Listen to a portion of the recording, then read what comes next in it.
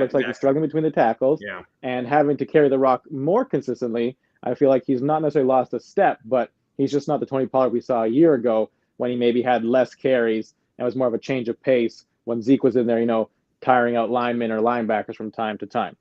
But I think the Cowboys drafted their defense very well, where San Diego did a lot of free agent signings, and also LA just like the defense didn't show up. I mean, that's an expensive bad defense. That's the worst. Like if you're gonna be bad, rookies, young guys are learning. Yeah.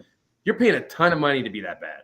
Whether it's Bosa, Mack, Darwin James. I thought they said was Junior. Yeah, like it's just like there's like they got guys. Yeah, they have names on that defense, right? There are plenty of defenses you can't name. They should be like Cleveland's defense, and they're like terrible. I think we all want to sign for Cleveland's defense. The one thing I'll say for the Cowboys, they went down 7-0. They came back, they tied it up quickly, and then they never trailed after that in the game. I feel like the Cowboys are just a team that are not built to come from behind. And AC, I don't know how you feel about your Dolphins, but I just, your Dolphins are a front-running team, and if they get down, obviously they got down by 14, but against Buffalo, it got out of hand. The Cowboys, you saw them. They got down early against Arizona, and that defense couldn't do what they wanted to do. And when they got down early against the 49ers, it just became a blowout. Again, that defense couldn't do what they had to do. So for the Cowboys, I think they need to. I would be a component on every time you win the toss, take the ball first, try and score, get a lead, and we'll see. We play better with a lead, and I think most teams will agree. They play better with a lead. The Cowboys don't do anything quick strike. Like everything is a methodical 12, 10, 8 plays kind of thing, and they don't have that. Like before, it's like, hey, man, 2 plays, put the kids to bed. We're going to score this damn thing. And so you don't have a quick strike. That is death scary. by 1,000 cuts. And you're not always going to get points doing the 10-play drive.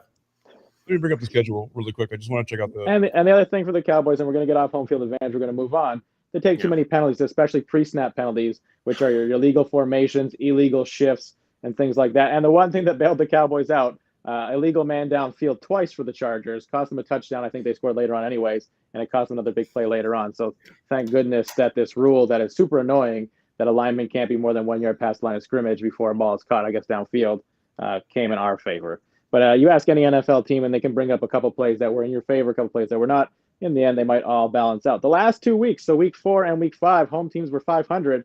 This week, week 6, home teams actually went 10-5.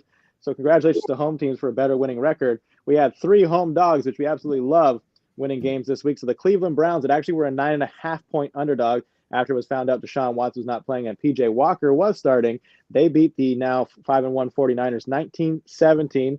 The Texans were a home dog. They beat the Saints 20-13, covering a 2.5-point spread at home as a dog. And of course, the Jets beat the now 5-1 Eagles team as a home dog, 6.5-point dog at home. So the Jets and Browns both win at home, both cover giant spreads, and both beat previously undefeated teams in the 49ers and the Eagles. 6 of the 7 home teams did cover at home. Kansas City, Cincinnati, Miami, Jacksonville, the Raiders, and the Rams all covered at home.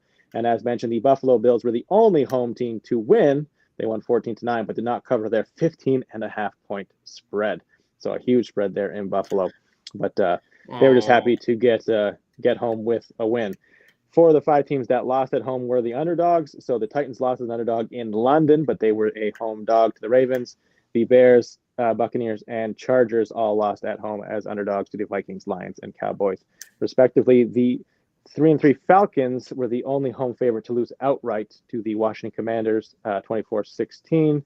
And the Commanders were a 1.5-point road dog that actually covered and won on the road. And that is your week 6 home field advantage. So from week 6, we go last week to pick 6.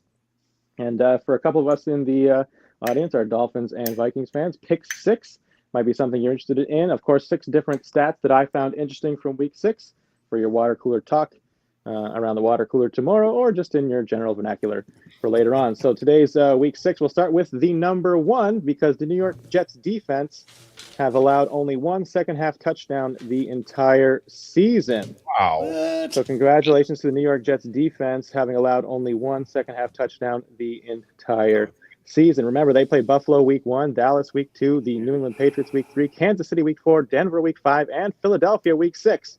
And against all 6 of those opponents, only 1 touchdown given up in the second half. Wow. And if you said it was Russell Wilson and the Denver Broncos that were the team to do it, you would be correct. He had a 3-yard pass to Adam Troutman in a game that the Jets actually won. Sticking with that theme of Not have number been my one, guess. this is the first time through 6 weeks of the season that Dolphins QB Tua Tagovailoa ranks first in passer rating, pass yards, touchdowns per attempt, yards per completion, and passing touchdowns. So that's the first time through 6 weeks a quarterback has had all 6 of those marks being first. He is tied for first with passing touchdowns, 14 with Kirk Cousins. So congratulations, Minnesota. Have Kirk throwing 14 touchdowns.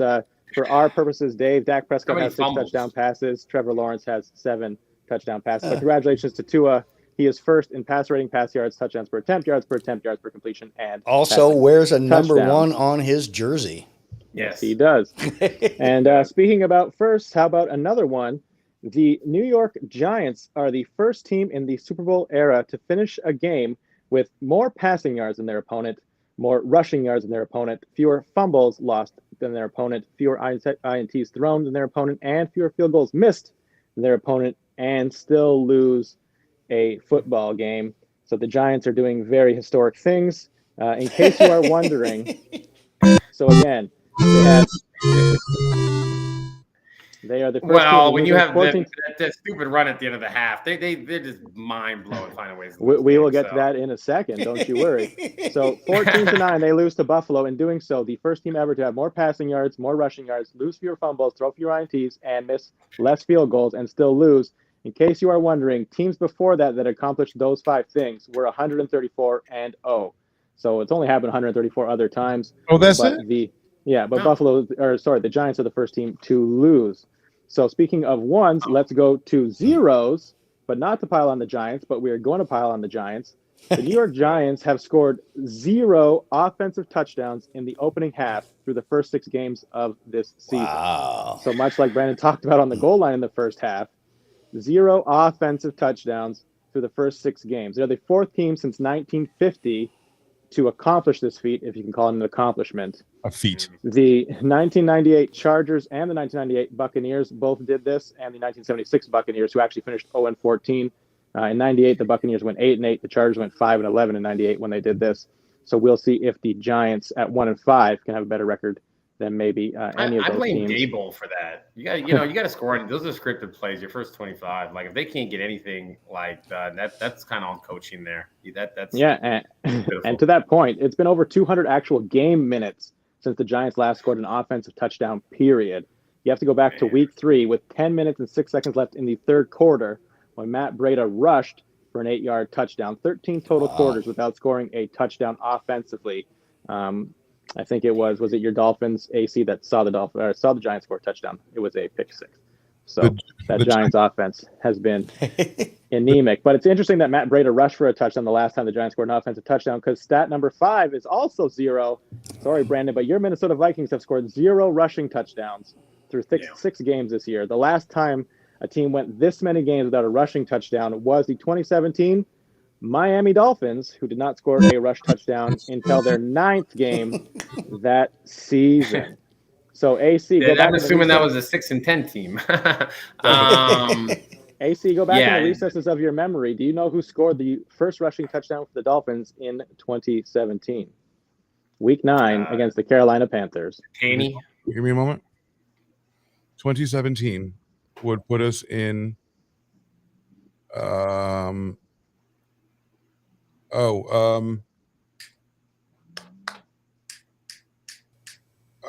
Devontae Parker.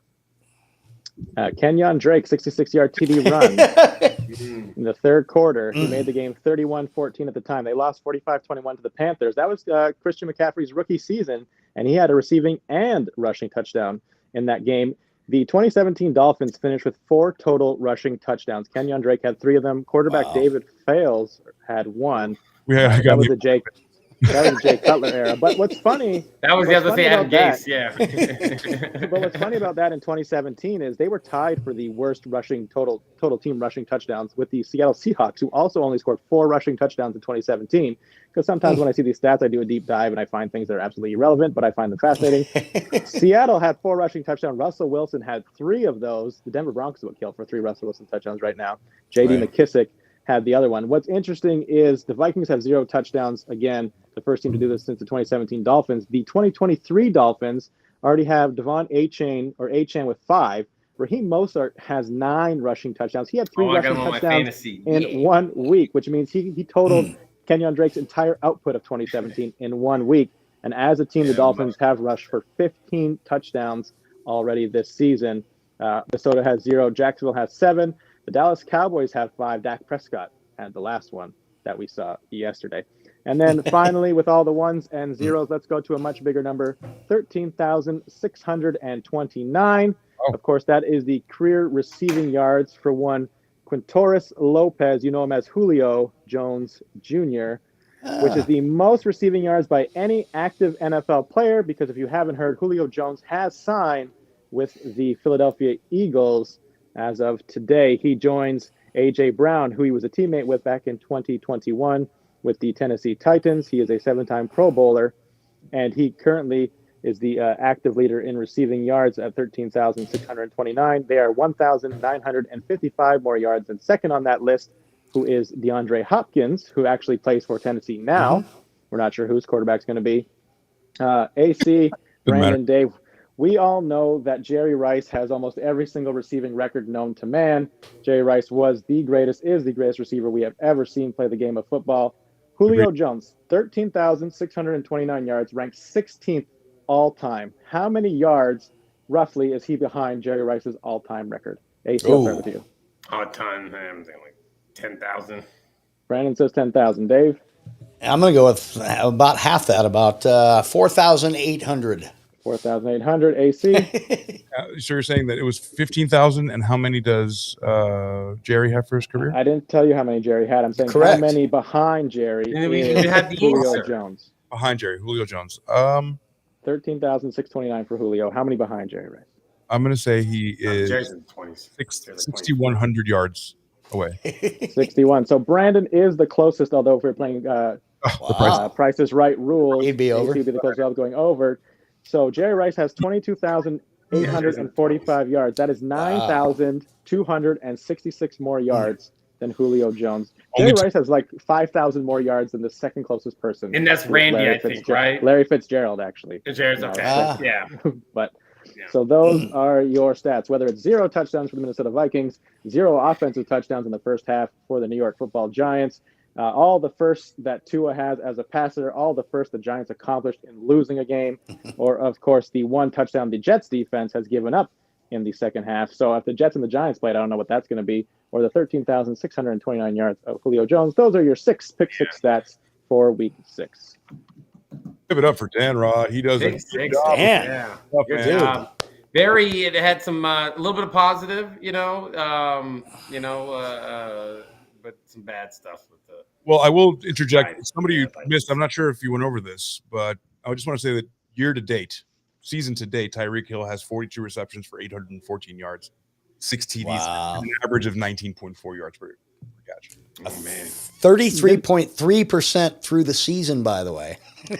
Right. Which since we're into numbers, he called it. He wants to break Megatron's record of 2194, I believe, and that's what he wants to do. And he's on pace to shatter it. There you go. He just, because they have so many weapons, but man, he can. I mean, he was just like the only guy they would feed, like, because Calvin Johnson got that because he was the only guy. Like Nate Burleson wasn't getting much throws. Well, everybody else. He was like Tyreek has to share this with Waddle, and apparently not. Yeah, but if they're going to score 40, 50 points a game, then that's fine. Yeah, whatever. Rushing touchdowns. Yeah. We also have the most rushing touchdowns. I know. Shut up! Quit bragging. Just keep it coming. I love it. I got like the second or third. Yeah. You said a very interesting thing there. You said shatter, and the only reason we bring up shatter is because that's the perfect way to segue from what we were talking about to what we're now going to talk about, which are catastrophic injuries or just injuries heading into Week 7 of the NFL. So there's a couple injuries of note to quarterbacks. So Josh Allen has some x-rays. He's having some right shoulder issues. Doesn't think that there's anything concerning. We'll probably see Josh Allen this week, but he is someone to keep an eye on. Justin Fields was ruled out of his game this week against the Vikings. He dislocated, I believe, his throwing thumb, his right thumb. And Matt Eberflus told reporters Fields' x-ray did not show a break, although he will likely miss Week 7. So keep that in mind when looking at the Chicago Bears. Trevor Lawrence, as mentioned, There is some concern with his knee after that sack late in the fourth quarter against the Colts. He is day to day, and I think the reason why he is more concerning is the fact that he has that short week playing in just 2 days' time. Jimmy Garoppolo also could not finish the revenge game of the old Patriots versus the new Patriots, or the Las Vegas Raiders versus the Patriots. So Jimmy Garoppolo and Brian Hoyer both getting a kick at the can there against former coach Bill Belichick. He left the game, and he was having some issues that the fact that he actually got taken to a hospital during the game. Right. It was a back injury that knocked him out. They're saying that it's not as bad as expected, and he should his availability for the next week is still uncertain. And then you have Baker Mayfield, as per head coach Todd Bowles. Baker Mayfield had a contusion on his left hand after Sunday's game versus the Lions. His X-rays were negative, so we're not sure. And then it comes to the Tennessee Titans, the potential example for Justin Herbert in the future. But over in London, so Matt Milano ended his season in London last week. Probably had to come back. We talked about on that flight with a broken leg. Ryan Tannehill dealing with a ankle sprain, similar to one that kept him out of 2 games last year. They're on the bye this week, so don't worry about the Titans and Tannehill this week, but we'll see what happens. And the thing is with Tannehill, I don't know if the Titans have an answer at quarterback behind him. They have Malik Willis, who they drafted 2 years ago. They have what about Will Levis? Will Levis, the rookie this year. Terrible. So we will see. Not on the most injury reports, but obviously someone that we need to talk about, Anthony Richardson, who had that AC injury to his throwing shoulder. So not the injury that AC caused him, the AC joint in his shoulder, which he has, I think, sprained. So there's talk. Jim Irsay, the owner, came out and said he might require surgery and might choose to have surgery and could be out for the entire season. So we might never see. I've already seen it at the bottom that he's out for the remainder of the season. We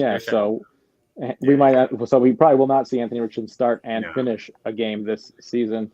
Other than that, because quarterbacks are always on the forefront, David Montgomery for the Detroit Lions got hurt. X-rays were negative on his ribs, but he might be out. And Jahmyr Gibbs might be returning this week, so the Lions have some question marks at the running back position. Kyron Williams and Ronnie Rivers, 2 running backs for the Rams. Williams injured his ankle, delivered positive news Monday. Williams is only an ankle sprain. So again, with all these ankle sprains, we're not sure how long it's going to last. But, of course, the big injury news came from the San Francisco 49ers. Christian McCaffrey, Deebo Samuel, Trent Williams all left the game with injury. McCaffrey and Samuel, so oblique and shoulder injuries respectively, were ruled out of that game. Trent Williams did come back.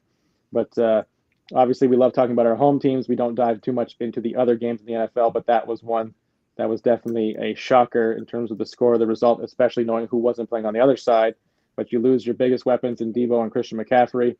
And it was just not a good day for San Francisco. Looks very pedestrian overall. Read the caption. It's one of those weeks, literally catastrophic injury, like across the board. Josh Allen, most of the quarterbacks. I mean, there are some nothing that had to, like it says, like ouch. We're gonna skip that replay. Nothing to skip here. It wasn't nothing that was horrific, but dude, it was impactful. A lot of people may not play. Catastrophic, not from an overall, like the injury was catastrophic, just the people that were injured, right? Could be catastrophic for their hopes, especially for these teams contending, 33.33% through the season. So. Exactly. I think a catastrophic injury is whatever Deshaun Watson claims he keeps having. They've already said he can come back, so $230 million guaranteed. He has to come back. No question about that. Yeah, so that's always my thing is like, what is he doing? What games is he playing? Because they cleared him 2 weeks ago. And then he sat the other game and they said, okay. And then they sat this game, like he didn't want to play against the Niners. And it's like, if he doesn't come back, it's like, hey, what are we doing here? They can't do anything. The money's guaranteed, and yeah, it's dead money every time he's not doing something. Exactly. And it's like, and they're running out PJ Walker to get his head sprung. That's kind of that's the injury thing where I'm like, why aren't you back yet? It ain't that bad. You've already been it's not like PJ Walker was the answer for the Cleveland Browns. You saw what that defense can do, and you're hoping Deshaun Watson can return to that form he had. I'm recording this so we can listen back to it to see what we can hear from it. Hello. What's that? Original sound mode. And there's this. That 48-volt thing. I'm not sure what that is. So I was going to tell you, I got one like you do, right? Yeah. See this? It's a lot like the one you have. Now, if I do that, I can angle it towards me a little bit because there's different settings